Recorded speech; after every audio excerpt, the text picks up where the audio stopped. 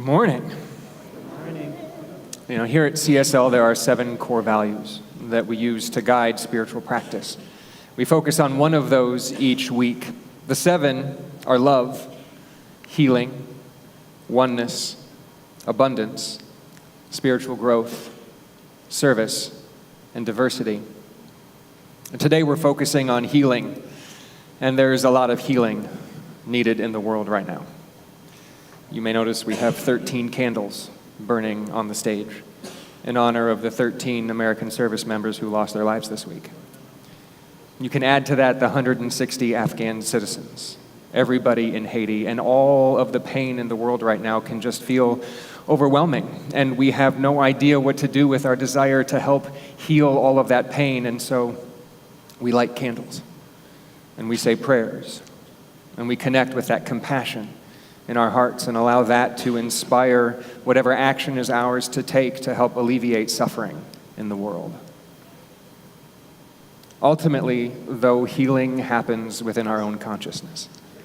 And so whether or not that is a physical healing of bodily injury, emotional healing through forgiveness, or even a mental healing by letting go of old ideas or simply acknowledging that that square peg is not going to fit into the round hole. It always begins with acceptance. Acceptance of what is. By accepting what is in life, we can step into what is becoming. I'll share a little bit more about that in an announcement after service today, so for our online friends, please stick around for that. But in the meantime, whether it's lighting a candle, or saying a prayer, or doing compassionate action, or simply recognizing that thing in your life that you need to accept as it is so you can move through it, no matter how overwhelming it might seem, friends, no matter how much it might feel like you can't. You can. You can heal. You can accept. You can move into the new you that is waiting to be born. You can. Namaste. We got enough church, right? That was awesome. Thank you.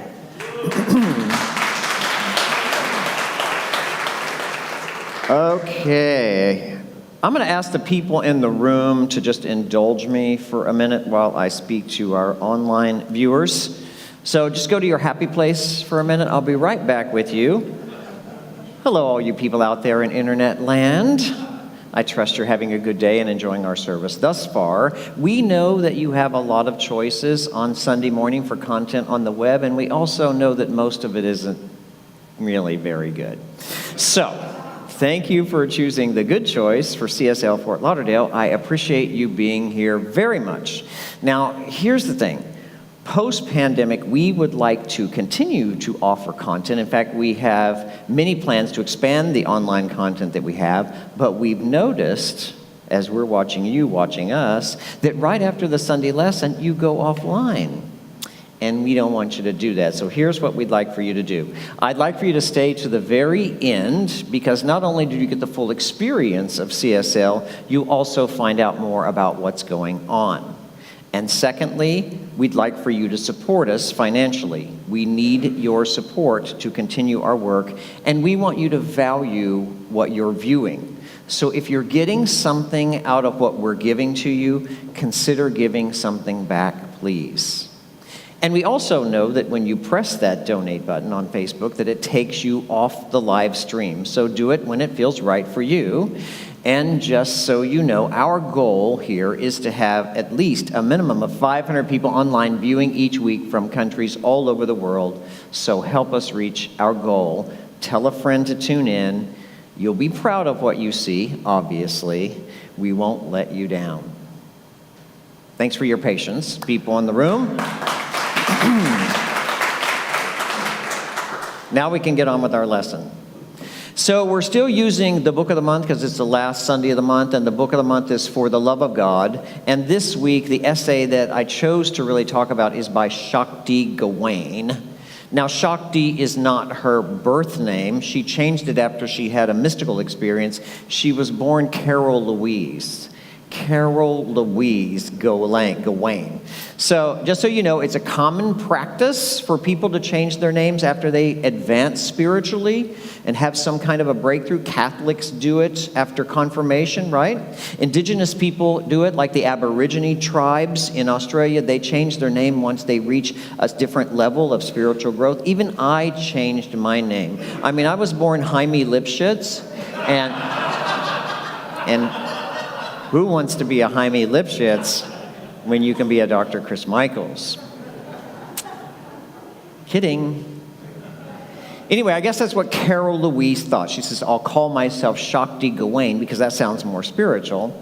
And in fact, she did have a mystical experience while she was riding down a boat in the Ganges River in India. She had an epiphany, like so many of us do as we travel this road to enlightenment and we mature past the primitive stories of our childhood of a fatherly God up there somewhere in the heavens and a mean old guy down there called the devil. And this is what she said about the experience. She said this: nobody is doing this to us. We're doing it, we're creating it, and we can create it however we want. You see, she had an awakening that she and she alone was the sole creator of her whole life experience. And that means she had to do the one thing that most people never, ever, ever want to do. And it's why they say things like, somebody up there must not like me because my life sucks. It's why they believe in superstitions and carry around rabbit skins and a rabbit foot, right? And it's why they believe in duality, because they don't want to do this one thing, and I mean no one wants to do it. Nobody wants to take full responsibility for everything that happens in their lives, and I do mean everything that happens in your life. The job that you did well and got promoted, and the one that you got fired from. The person who loved you and the person who dumped you. The healthy days that you say, oh, look at me, I'm so proud of my consciousness is creating health. And the sick days. All of it, everything is your responsibility. Nobody is doing it to you. You're not a victim. It all comes, every single bit of it, from your consciousness. And no one wants to admit that. Nobody wants to admit that. Nobody wants to take responsibility for everything. Except maybe you. Maybe you're ready to do that, to own everything. Maybe you're ready to get back in the driver's seat of your life and stop riding in the passenger seat, letting the world take you wherever it ends up. Maybe it's time for you to start using your power. Because here's the thing, you have access, direct, instant access to the power that created the stars and hangs those little planets in their orbits, and you have access to it right now. And that power, however, cannot make you use it. It waits until you awaken to it. It's something you have to discover personally on your own and then make use of it personally. You see, it's just like the electricity that is run to your home. It waits for you to plug something in. The lights aren't going to go on until you flip the switch. The microwave won't heat your food until you press the button. The AC won't blow until you set the thermostat. Like the power of the universe, it awaits your choice, your decision, your action. And here's the other thing that I think is really peculiar. As silly as it may sound, some people have this peculiar idea that they're not worthy of using this power. And you hear them sing the song, oh, I'm a wretched sinner, I'm not worthy. Oh, I have to be a better person before I can be empowered by God. No, you don't. I'm evidence of that. You don't go to your home and say, oh, I don't feel worthy of using the electricity today. I won't use the AC because I'm a sinner. You'll be a dead sinner in this heat. Let me just tell you that. You don't stand before your microwave with a cold plate of spaghetti and say, if only I was a better person. If only I was, then I could use the microwave. You see, the power that you are living in, surrounded by, and enveloped in like a fish lives in water is accessible to you right now, No matter who you are, no matter what you've done, no matter what you believe, it is still there and it is still working.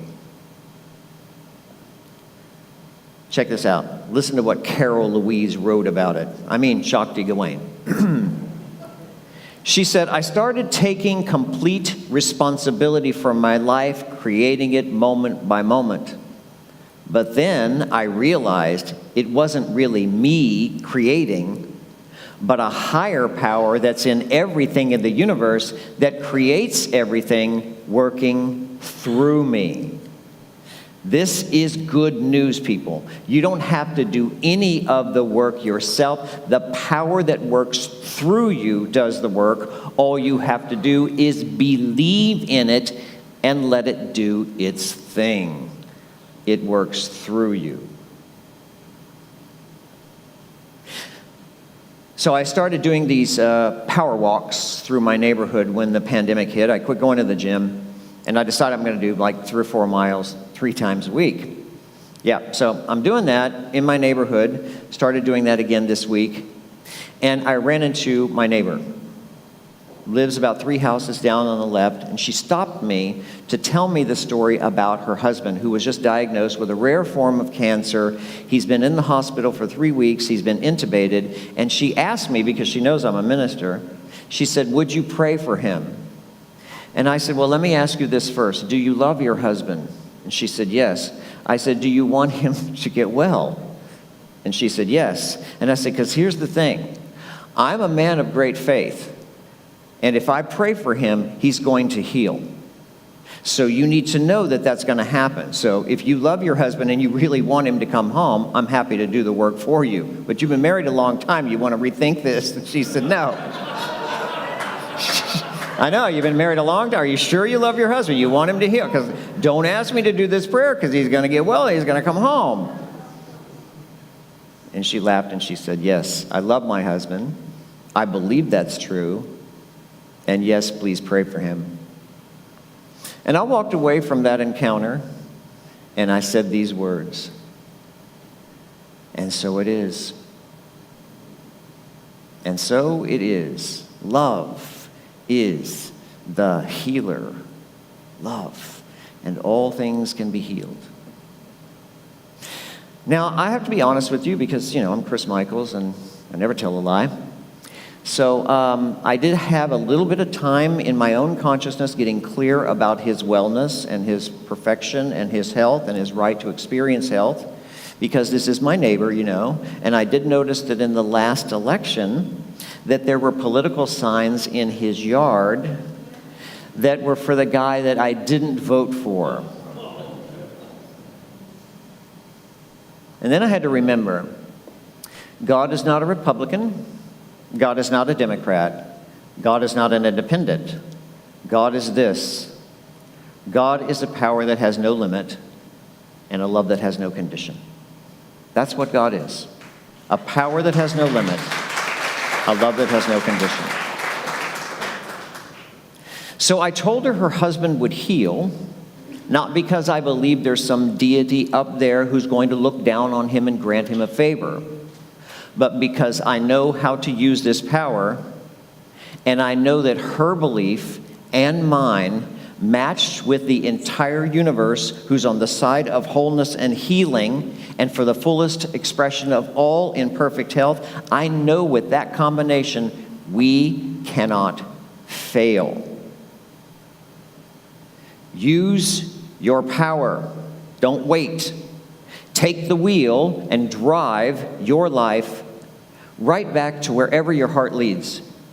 And trust that every good thing you want for yourself right now, the universe is ready, willing, and able to make it so. Story. There's always a story. About 10 years ago, the folks out at Unity Village caught wind of the success that we were having at CSL in Kansas City when I was there. And they were looking for talent for their new radio network called Unity FM, which is now called Unity Online Radio. So the producers called me up and they said, Dr. Chris, They didn't know my former name was Jaime Lipschitz. So they called me Dr. Chris, and they said, Dr. Chris, we have heard the news that your community is thriving when so many others are not. And we hear that you're a very prosperous man, so would you be willing to create and host a 1-hour radio show on our network just about prosperity? And I said, sure. How hard can it be to do a 1-hour radio show every single week for the rest of your life? And I said, sure, I'll do it. So for dozens and dozens of weeks, I'd drive the 25 miles out to the Unity Studios, and I did live shows on prosperity. I didn't have to drive out there, but I felt better in the studio live. And after a while, I got bored because, you can only say so much about prosperity after dozens and dozens of shows. So I called the director of programming and I said, look, I just don't want to do this anymore. I'm bored with it. I don't want to do it anymore. And she asked me to reconsider. I said, well, I'm not going to do that show. Maybe I could do something else. And she said, what would get your juices flowing? What would you really be interested in doing a show about? And I thought about it for a week or so, and I prayed about it, and I thought, well, maybe I'm just done with radio. And after a week, I had this idea, and I called her back, and I said, listen, I don't think you're going to like this. So let me just put that up front. I don't think you're going to like this idea because it's too raw. It's too unpredictable, and it could be just a little bit dangerous. And she says, well, now you've intrigued me. So I told her, I said, look, I have this idea for a show, and I want to call the show Healing Your Life. And my idea is to bring people on the show who have some issue in their lives that they really want healed. And then for 4 weeks, working with those individuals, I would coach, I would counsel, and I would pray for them, and then air the results with them live in the studio every single week. And I said, look, we keep saying, Unity, CSLs, we say we believe in a power that has no limits. We keep teaching people that the universe is on their side and has every good thing in mind for themselves. We keep saying that healing is always possible. Now, either we need to prove it, or we need to go somewhere and sit down and shut up. And to her credit, she said, oh my God, I love that idea. Let's do it. No risk for her, right? So for about 100 episodes, I did a show called Healing Your Life on Unity FM. And miraculous and wonderful healings took place. And like everything else on the internet, once it's there for life, forever. So all of the shows are still archived on their network, and people still find their way to our teaching through them. If you want, you can go watch them too, or you don't watch them, you just listen to them. And if you do, you'll hear a familiar voice or two on the show. One is our own Jeannie Looper Smith here, and her husband Ross were on several shows. So if you want to find out about them, I'm just saying, there's details. Now, all of this personal power to create your own life might seem a little bit new agey for some of you, but I'm here to tell you there is nothing new about this. In fact, it's ancient wisdom. It's just not talked about or taught in traditional churches. And I think that's because most religions really want to take the easy road. It's a lot easier to say, it's that damn weather, that's making me sick. It's my boss's fault that I can't move forward in life. It's my parents, they never encouraged me, and that's why I live in fear. It's a lot easier to place the blame game and to blame somebody else or something else than it is to take full responsibility for the quality of your life as it is today. It's a lot easier to do that because I've done it. I did it for a long time. And then something happened to me, something I suggest will happen to you if that's what you're doing. The day will come when you get tired of making excuses, when you find out the only common denominator in all of my problems is that I happen to be there every time they occur. You'll get tired of repeating the same negative experience over and over and over again. And on that day, something will rise up in you and you will say, I've had all I can stand, and I can't stand no more. And that, my friend, when you are at the end of your rope, when you're sick and tired of being sick and tired, is when God, the creative power of the universe, enters into your life. That's the invitation for the power that makes all things new. And on that day, you will see just how powerful you really are. That's the day you'll discover what Mahatma Gandhi did when he led an entire nation to freedom. He said this: there is a force in the universe which, if we permit it, will flow through us and produce miraculous results. Our founder, Dr. Ernest Holmes, said it this way: there is a power for good greater than you are in the universe, and you can use it. That force that Gandhi spoke of, that power that Holmes wrote about, is the invisible presence of love that surrounds you. And if you let it, if you invite it, if you permit it, if you will push the button and say yes, it will take you to a life filled with every good thing your heart can imagine. And so ends the lesson.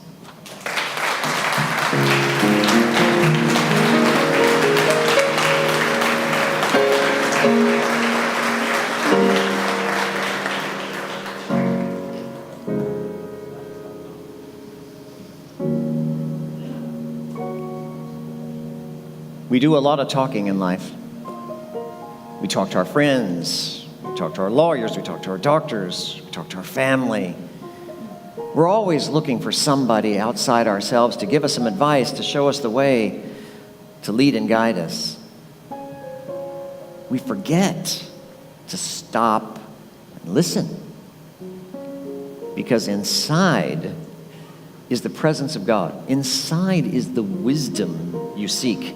Inside is the love that heals your heart. Let's close our eyes and stop looking outward and go within now.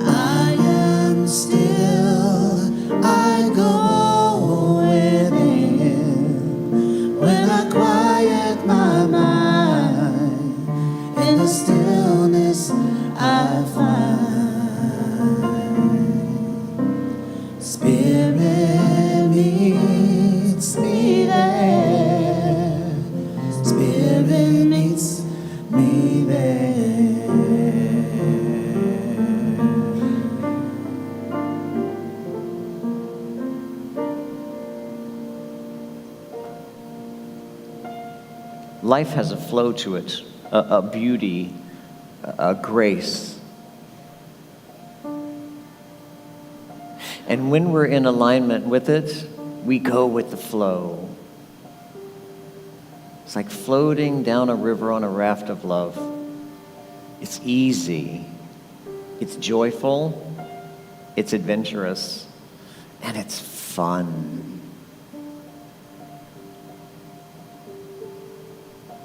This is the way your life is supposed to be and mine. All of our lives are supposed to be filled with joy and love and ease and peace. Not just today, but every day. And if that's not our experience, if just the opposite is true, if we're struggling and fighting and arguing and in pain and anguish, it's because we're going the wrong way. It's not because there's anything wrong with life or God. Turn around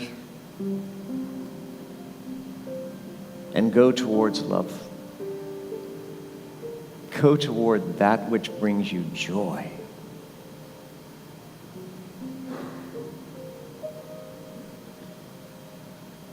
There is a guidance system inside your mind, a wisdom that creates universes that is ancient and holy. It has personal guidance for you. If you will listen, it will tell you everything you need to know to be happy, loved, healthy, and at peace. Let's listen for just 1 minute.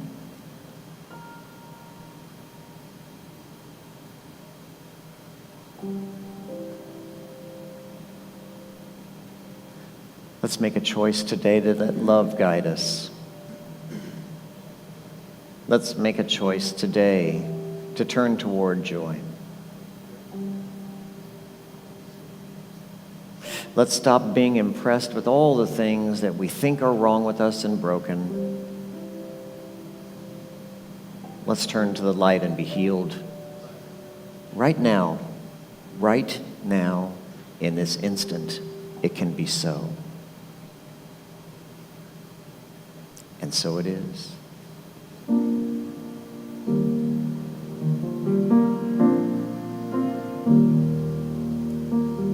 I breathe out, I breathe in, I am still, I go within. When I quiet my mind, in the stillness I find, Spirit meets me there, Spirit meets me there.